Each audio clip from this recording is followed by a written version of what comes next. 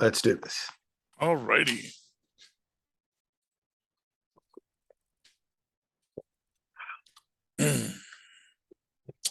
Avast me hearties, and welcome once again to Full Stream Ahead. I be Yarg. I be your captain, Charlie the Professor Esser. And with me, as always, is me skinny rich friend and first mate. It's Mozz. Yes, I don't know if you hear my echo in the background there, but he's having fun being himself. Oh, in a world of capes and lunatics, gods and monsters, there are times where there are threats that you must face, and when you face them, you're going to need a good lawyer. Enter She-Hulk, attorney at law, or in this case, just Jen. Jen is a bridesmaid in a friend's wedding, a stressful event compounded by uniquely She-Hulk issues. Our writers this week are Kara Brown, and Jessica Gao, created for television by credits there. For them, John Buscema, along with Stan Lee, will get that She-Hulk created by credit. Dana Schwartz and Cody Ziegler, hardest working people in show business. They are our staff writers this week, Mozzie. So this is an interesting episode coming on the heels of our last episode. To be fair, last episode, of course, was her big trial, the trial of Titania, which she won masterfully, of course, by pointing out that she had been utilizing the She-Hulk identity to go on dates. This whole time. Yes. It's an interesting aspect of this story where we have we have the fact, and this gives to one of the most interesting questions about superhumanity. And when you have this transformation, which is, when you are one person and then you transform into another person, how does that alter your sense of who you are? Especially when you can change back and forth as the moment needs. Because we do see in that this idea of the She-Hulk identity becoming its own thing. And that's something we're going to explore over this episode and next episode. Because, of course, She-Hulk gets invited to a friend's wedding to be a bridesmaid, as you do. And she shows up as She-Hulk, and her friend tells her, "Don't, not at my special day," which I guess is fair. I guess arguably it is a fair statement to make that, I don't want someone stealing the spotlight from me. But at the same time, a little suspicious, I guess. But we'll deal with that. And as Jen said, this was the one time she really wanted to be seen as She-Hulk. This was the one time where she felt, which, and again, speaking of the dating profile, isn't necessarily true. But it was where she really wanted everyone to look at her and respect her and respect all that she has accomplished, even if she doesn't have a boyfriend. Right. It was kind of like a high school reunion at this point. Like, where is everybody now? Look at me. This is where I am, Yeah, but all anyone cared about was, and it's surprising how mean they treated her, considering they all know she's She-Hulk. She's not in Hulk form right now, but like it's beyond me that people would be that. It just doesn't. I don't buy it that somebody would be that mean to somebody that they know could Hulk out at any second. I mean, I agree without a doubt. To be to be fair, I mean, it is just an odd situation. Everything about the situation is a little odd, which is what led a lot of the conspiracy bros online to start questioning if this was even a real wedding.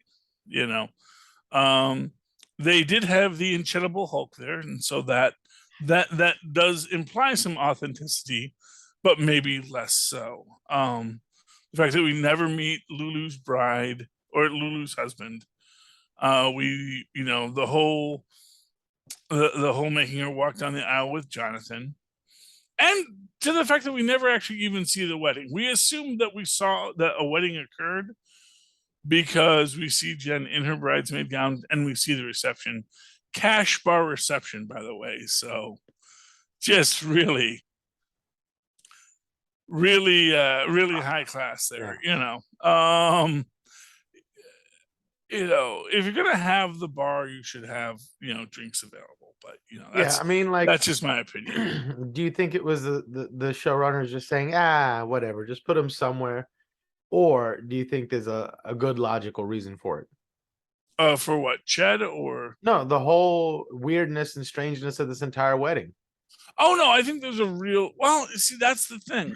Because it could just be these kinds of weddings exist, that a wedding on a Thursday for and it could also be her friend putting on airs as best as she can because there's a budget, and saying it'll be a cash bar but we want to have it at the venue, right? Like we could do a better venue where we could give a full bar, but I need to have the fancy venue, so I can see it as an argument to be made that Lulu just wanted the Instagrammable wedding, not necessarily the enjoyable wedding.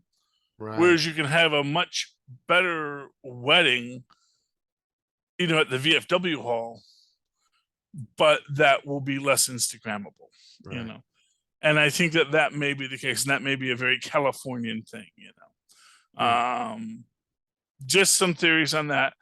Whether or not the whole wedding is a sham, I don't know. I mean, we do never see her groom.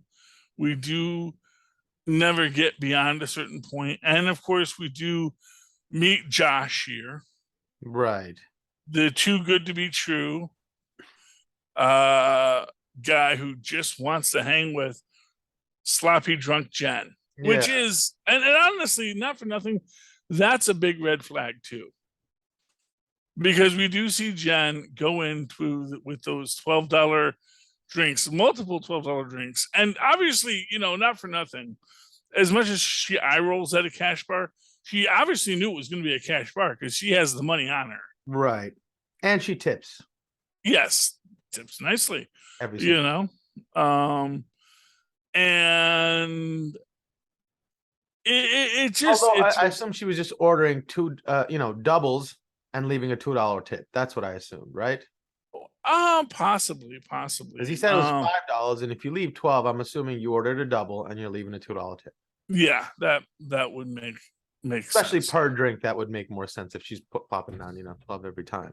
Yeah. Well, actually, I'm guessing. Well, actually, yeah, because it was technically. I think. I want to say he said 4. I thought he said $5, and she kept dropping 12. Okay. Well, either way, by saying a heavy pour, buddy. He's like, all right, you're looking for a double. That's... Yeah, I mean, she's definitely having fun and getting drunk at her friend's wedding. And that's the thing, is that at the end of the day, it is what it is. But it is very interesting how everything happens. We have Titania showing up at the wedding. Which is, of course,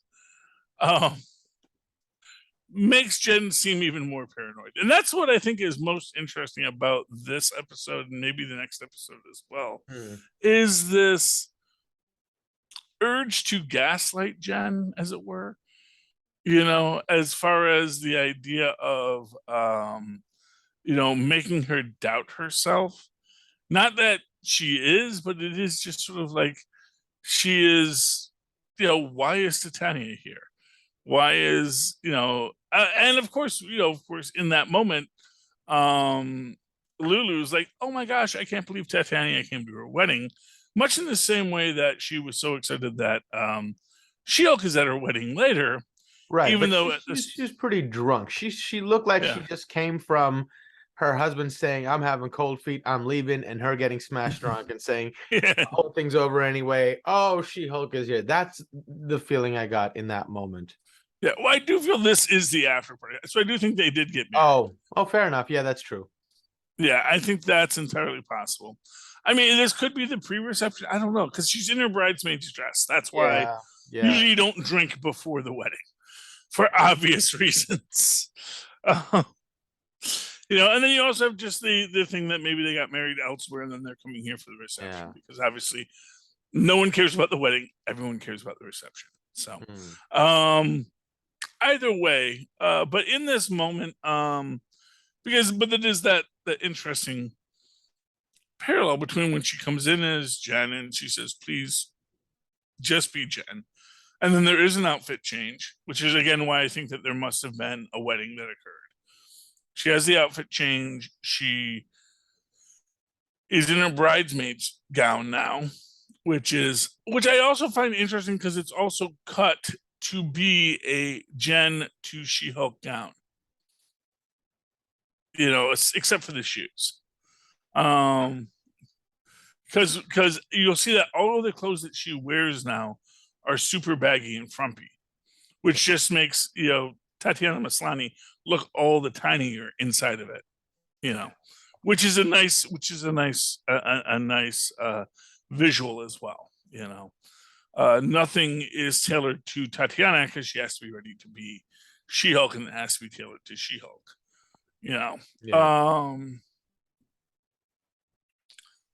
So she's getting hammered, and Josh rolls up to say to this again, like I said, obviously drunk lady, I think you look pretty cool yourself, and when she's doing her little, this is the one time I wanted to be, incredible, and he's like, I think you're pretty cool as Jen, which is nice. It's a very sweet thing, but it does raise some immediate flags. Meanwhile, back at GLK&H, Mr. Immortal Craig Hollis is dealing with his ex-wives, and he does have a few of them. Yeah. And again, this is much like the Wrecking Crew earlier. They kind of do him dirty, from the comic book character. But you can't live your life based on what the comic book characters were. Sure. Talking about Mr. Immortal, yeah. Well, I will get to the kid in a minute. So yes, as Tristan and I discussed, so Mr. Immortal in the comics, he's actually a pretty decent person. He has a superpower, but he does want to do good. But he also has this, his superpower has only limited value because, you can kill him and he comes back, and he just keeps on coming back. But at the same time, being it is something that it's useful, but it's also not very useful as an aggressive power. So yeah, I'm sure like he could farm himself out for legal purposes, sign me up to be the owner of your, company, and when everything gets in trouble, I just kill myself and all the debts are forgiven. And now you can start a brand new company or something, like, Well, you see, and that's the weird thing about it, because he's like, he does die. Right. And but legally everything is kosher because these ladies have to fight to get, something from him. Well, but the thing is, I don't know if he's ever declared dead. That's his problem. You see, he can die, and he does die. But if you're not declared dead, then you didn't actually die. By this time in your life, you have a guy, right? Where every time you're about to do it, he shows up there with like a little stopwatch and a clipboard going, I'm announcing it. Yeah, well, I mean, one hopes. Although when what we see him do doesn't seem to, because he just literally jumps out the window rather than deal with the Mallory's questions and judgment. Right. Although I do like love how she has to like settle him. Come on, no, not again. No, sit down. We're gonna get through this. Yeah. Although I did like the statement that, I'm feeling a lot of judgment here. It's like, aren't you supposed to be on my side? It's like, no, we just have to defend you. We don't have to like you, you know? Which I think is a very good point, that, yeah, they will defend you, but no, they absolutely do not have to like you. They may even think, this is the thing about an adversarial legal system. Someone is wrong, and usually the people who are in the wrong know they're in the wrong. It's just like, if everyone was perfectly honest, you would not need to have a legal system, because you would say, "Did you do this?" And they'd say, "Yeah, I did it. You caught me." But in this case, and as they point out, that this could be actual criminal charges. And there's even a very interesting question it raised in this about, was there life insurance involved? Which again would be fraud if he was making that claim of what do you call it? If he was making that claim of on that life insurance policy. He was claiming a death benefit off of it. I mean, but at the same time, technically speaking, everything in the provisions came to pass, and he is owed that money, or someone is owed that money.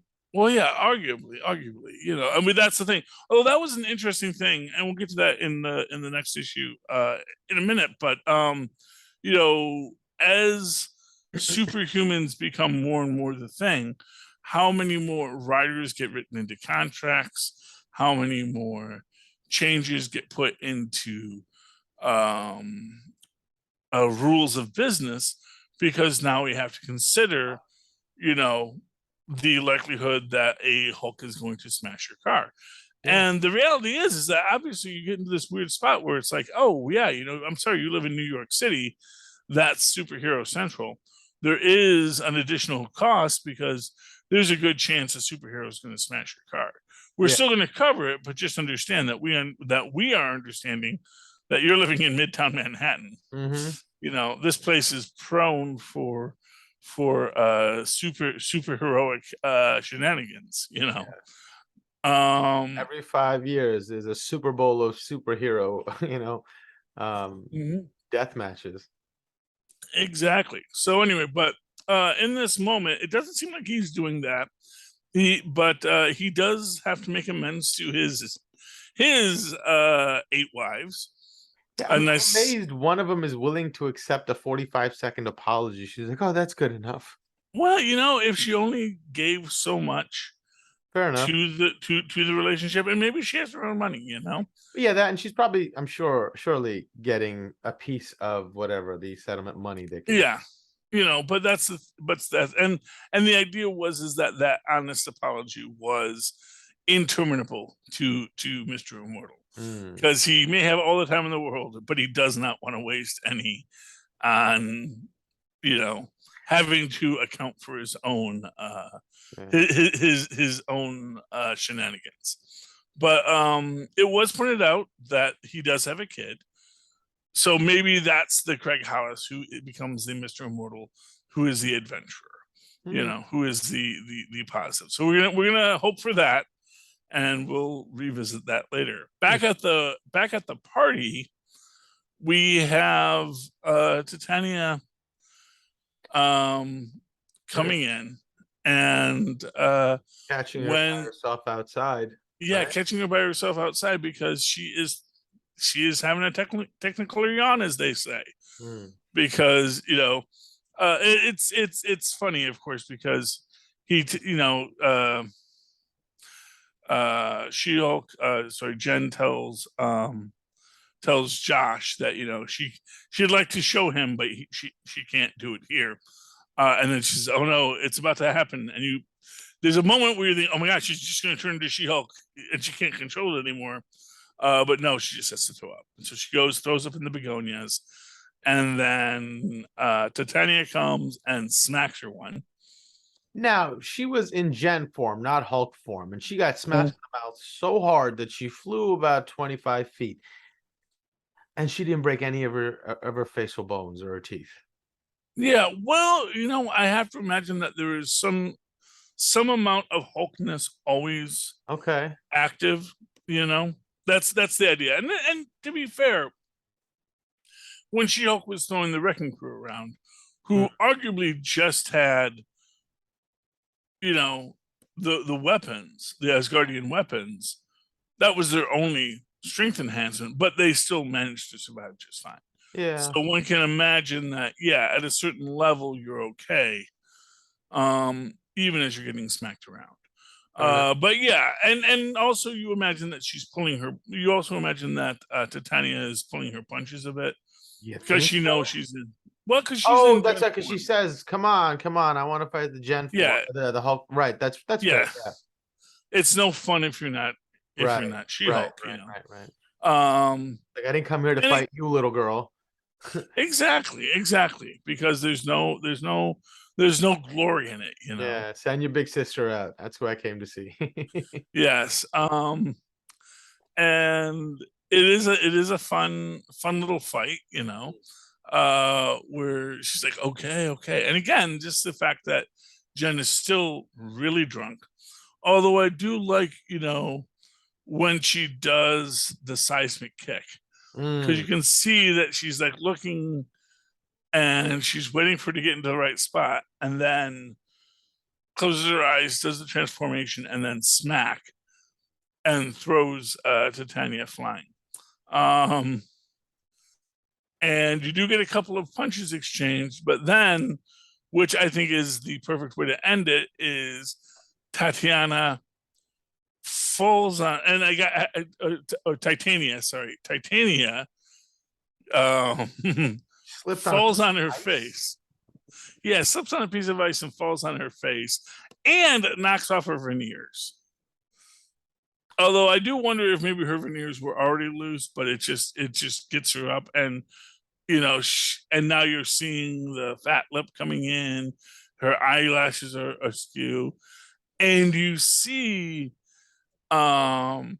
this, people are taking pictures and, obviously posting that, and her yelling at them, "Oh, you're posting that for your 10 followers," But, and this, I think, is one of the most important things, again, about how the world has changed. Because she was, as she said, as she is described, a superpowered influencer, which means that she started doing things as a superpowered person to gain the likes, to gain the following, to build her empire.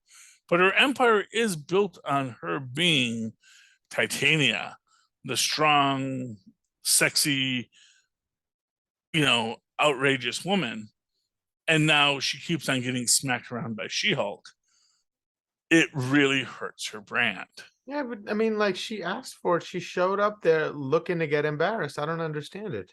How did she know She-Hulk was? She knows she's like a semi-phenomenal, nearly cosmic powered being, not a phenomenal cosmic powered being, Yeah, well, and again, it's this idea, I think, that it's about her image. She has to present her image appropriately. She has to make sure. It just doesn't seem like a logical choice if that's your intention, is to prevent your image, is to stay as far away from somebody that's obviously going to beat the hell out of you.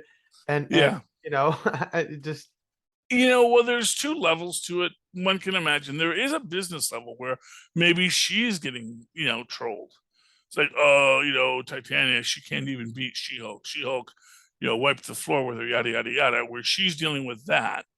And then there's the other real possibility that, there's a part of her that just feels like she has to prove herself. And, Jamila Jamil did make the point that, they are keeping with the original origin concept in the idea that what's her name? That Titania actually was this little scrawny girl who got picked on a lot and bullied a lot, and sort of has become a bully herself now that she has the power. So that in her mind, she can't allow herself to be bullied. She has to fight back, even though she's becoming more the bully because of it, you know? That's an unfortunate character flaw. Yeah, well, but that's her character flaw, and that is inconsistent with the comics, you know. That is who she is. After all that, watching like the precariously put together art installation that was her face fall apart at a slight nudge was really, really enjoyable. Yeah, well, you know, and that is the point, is that she is a manufactured image. She is built out of nothing, if you will.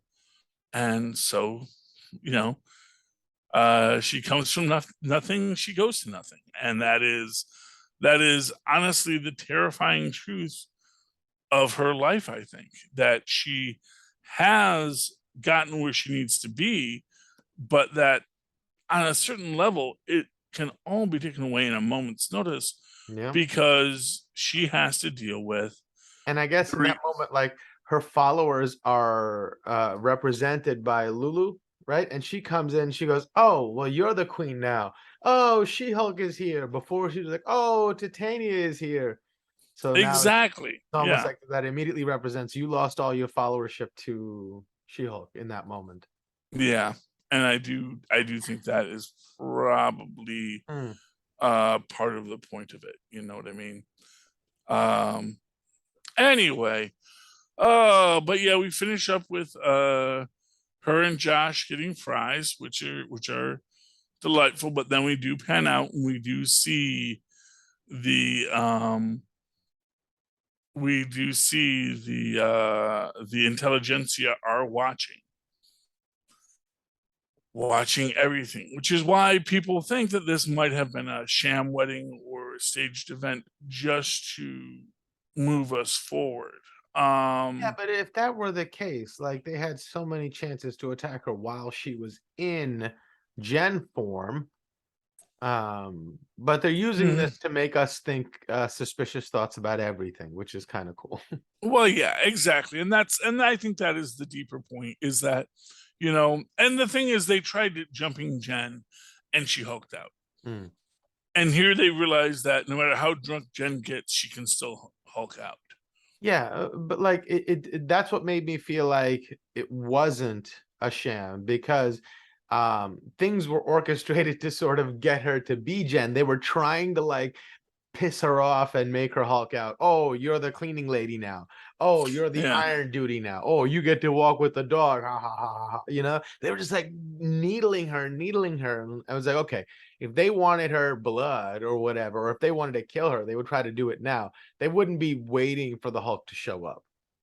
Yeah, well, but again, it goes into this idea of, so as an example, the last time they tried to get her blood, it was to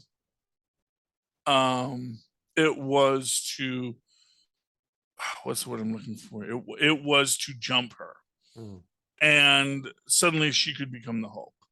So immediately the question becomes, if you can control how you can become a Hulk, how do you like, what are the situations in which we could get her to be the Hulk, you know? And then, I mean, it makes sense if you think about it, that this is a reconnaissance operation more than a actual get her blood operation. Yeah, which but also these guys don't seem like the reconnaissance types. These are internet, sleuths. You saw the state of the guys on the screen are, but that doesn't mean Hulk King is, because this is also where we learn about Hulk King, who's the person who runs the intelligentsia site. I bet you it's going to be some nerd in a basement. It might be, but it might be an obsessed nerd Right, who is right, right. planning. But that would be You know, hilarious if, like, I mean, it could be Amadeus Cho, quite frankly. You know, and that's like that dark backwards version of Amadeus. But you could do that where the eighth shortest man in the world has decided, because he's also a teenager, has decided to formulate his life around defeating the She-Hulk, in the same way that the comics version dedicated his life to save the Hulk. But he was also very negative on other superheroes except for the Hulk. So there's some stuff there. There's a lot that they could do with who this character is. We're gonna have to see where it goes. All right. Any final thoughts on today's episode, Mozz? No, I pretty much dug it. It was nice to see. It was nice to see her assistant get some shine for managing all the wives and getting them everything that they wanted and finding an amicable solution to everything, and how proud of her boss was. And I was a little surprised that she let her take the reins like that, because often she was like, no, that's too much. But their relationship is interesting and kind of nice to see as well. Yeah, I like the softer Mallory book that we're getting in this universe. I'm a little like I feel like I shouldn't like it because she's supposed to be the tough, like, nobody gets any kudos from me, but she's giving out kudos a little too liberally. Maybe I do feel that. I mean, I can definitely see that argument being made as well, but I think that maybe it is meant to be. She doesn't give kudos, but you know what? These two really are at the top of their game. Yeah. And maybe even that, Nikki is more at the top of her game than maybe Jen is at the top of her game, kind of a thing. So if anyone else has opinions on who's at the top of their own game, they can write us at CapesandLunatics@gmail.com. That's Capes and all spelled out Lunatics, all one word, @gmail.com. Send us your thoughts, send us your opinions, send us your concerns about how do you get She-Hulk blood. You can do that at that email. You can also call us if writing is too much effort and just speak your mind. Speak your mind. We'll even play it on the air if you want at 614-382-2737. That's 614-38-CAPES. Speak your mind. We will play it. We love to hear from all of our viewers and listeners and the like. And likewise, go into the show notes. Click on Linktree. That's linktr.ee/CapesandLunatics, where you can get all kinds of merch, t-shirts, aluminum mugs that keep your drinks cold all night, and whatever else you want. You can also connect to all of our show notes, all of our shows, and give us just money. If you just want to give us money via Patreon, we would love that. And you can be a patron and you can vote on the worst superhero movies of all time. Just recently we did The Phantom versus the Spirit, and that was exciting. And Mozz, if people would just like to reach out to you, how can they find you? Well, they can email me at mozzmanzor@gmail.com or find me on Facebook under Mozz Manzor. That's MOZZMANZOOR. And of course, you can always write to me in that old-fashioned email way the way our mothers and fathers once did at superconnectivityblog@gmail.com. That's superconnectivityblog, all one word, @gmail.com. Of course, follow me on the Twitter as I live tweet things when I can at Charlie Esser. That's CharlieEssser. Look for the two E's in the middle. For quality. Ding. Thank you, Mozz. All right, me hearties, you've come to the end of another exciting adventure. Please tune in again next week as we once again sail full stream ahead. Arr. All right. All right, so I'm going to stop this and